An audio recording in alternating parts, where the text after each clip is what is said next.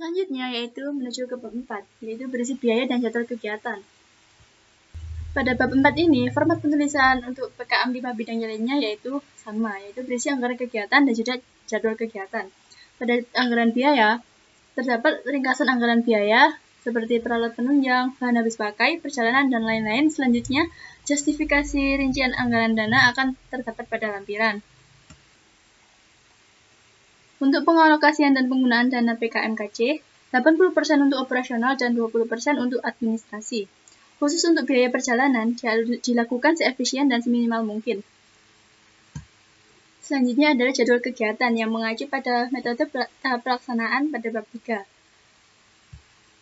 Jadwal kegiatan ini dibatasi antara 3 hingga 5 bulan, disusun dalam bentuk bar chart untuk rencana kegiatan yang akan diajukan.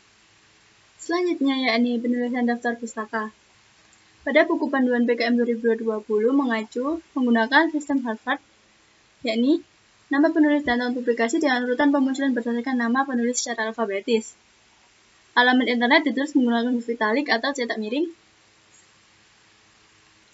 Berikut terdapat beberapa contoh penulisan dengan sistem Harvard. Yang pertama ada sumber penulisan buku. Nama penulis ditulis dengan nama belakang, koma, nama depan berupa singkatan. Selanjutnya berupa nama penulis yang kedua, juga demikian. Selanjutnya tahun publikasi, judul buku, edisi, penerbit, serta tempat publikasi. Selanjutnya untuk sumber penulisan artikel atau jurnal, yakni berupa penulis, berupa nama belakang, koma, nama depan berupa singkatan. Selanjutnya tahun publikasi, judul artikel, kemudian nama jurnal dengan cetak miring, volume, nomor artikel, dan juga halaman. Selanjutnya yaitu sumber penulisan proceeding seminar atau konferensi, yaitu berupa nama belakang dan koma nama depan disingkat, tahun publikasi, judul artikel,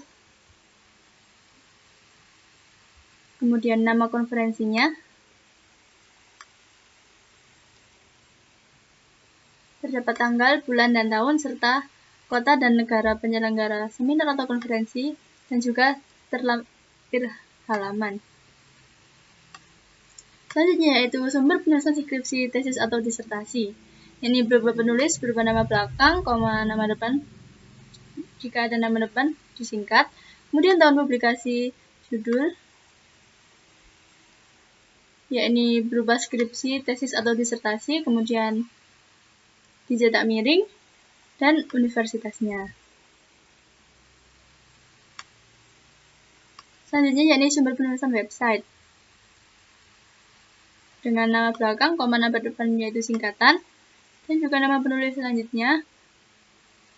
Kemudian ada tahun, dan ada judul.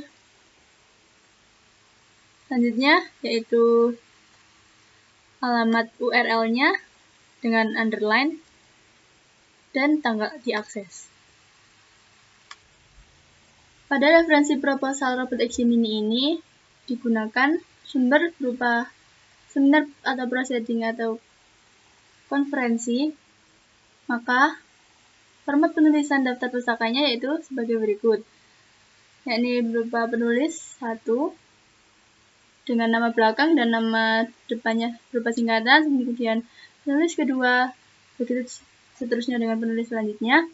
Selanjutnya buka kurung tahun penerbitan proceedingnya dan bulannya. Selanjutnya ada judul proceeding, kemudian ada nama konferensi atau seminarnya dengan cetak miring.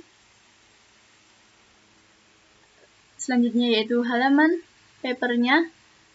Di sini menggunakan paper IEE, yaitu Institute of Electrical and Electronic Engineering, di mana proposal ini mengacu pada referensi pada proceeding IEE ini. Setelah daftar pustaka, kita menuju ke lampiran-lampiran. Lampiran yang pertama yaitu biodata ketua, anggota, dan juga dosen pendamping. Untuk format lampirannya sudah ada pada buku panduan BKM. Kemudian lampiran selanjutnya yaitu lampiran kedua berupa justifikasi anggaran kegiatan yang terdapat pada bab 4 tadi, yakni berisi perlengkapan yang diperlukan, volume, harga persatuannya, dan juga harganya. Untuk perlengkapan yang diperlukan yaitu seperti peralatan yang digunakan untuk pembuatan alatnya. Selanjutnya ada bahan habis pakai, yaitu bahan yang habis dipakai untuk pembuatan karsa cipta ini. Selanjutnya ada biaya perjalanan, yaitu seperti biaya transportasi untuk membeli alat dan komponen, ongkos kirim pembelian secara online. Kemudian juga ada lain-lain, yaitu seperti biaya perancangan dan antisipasi kerusakan komponen, yaitu seperti biaya pengajuan paten, biaya pembuatan laporan, dan publikasi jurnal ilmiah. Untuk perhitungan perkalian dan penjumlahan pada biaya anggaran kegiatan ini harus benar-benar diperhatikan ya, agar tidak terjadi penolakan akibat kesalahan pada anggaran kegiatan ini. Selanjutnya lampiran ketiga yaitu susunan organisasi tim kegiatan dan pembagian tugas, di mana di sini terdapat nama atau anggota dan NRP-nya, beserta program studi, bidang ilmu yang dikuasai, alokasi waktu, dan uraian tugas pada masing-masing anggota. Lampiran yang selanjutnya yaitu surat pernyataan ketua pelaksana. Untuk format lampirannya juga sudah terdapat pada panduan PKM. Berisi tanda tangan ketua tim beserta materai dan tanda tangan dosen pendamping beserta tanda tangan kepala departemen. Ada sedikit perbedaan pada lampiran kelima, yaitu pada PKMKC terdapat gambaran teknologi yang akan diterap kembangkan, seperti gambaran umum alat, cara kerja alat, dan desain mekanik penekanan tombol pada referensi Robotik Gemini ini. Untuk gambaran teknologi yang akan diterap kembangkan menyesuaikan dengan produk karsa cipta yang akan digunakan. Sedangkan untuk PKMPE, yaitu PKM penelitian tanpa gambaran teknologi yang akan diterap kembangkan ini. Begitu juga dengan PKM kewirausahaan, tidak perlu lampiran 5, yaitu gambaran teknologi ini.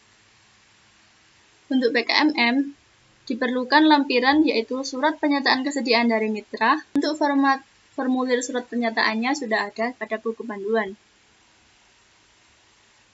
Harus terdapat materai dan tanda tangan pemilik mitra. Selanjutnya juga terdapat formulir dan juga terdapat lampiran dana detail lokasi mitra kerja. Begitu pula untuk lampiran pada PKMP dibutuhkan surat pernyataan kesediaan dari mitra. Yang keenam, lampiran gambaran teknologi yang akan diterapkan dan juga lampiran mengenai dana detail lokasi mitra kerja. Berikut lampiran yang harus diperhatikan pada setiap PKM 5 bidang. Semoga bermanfaat.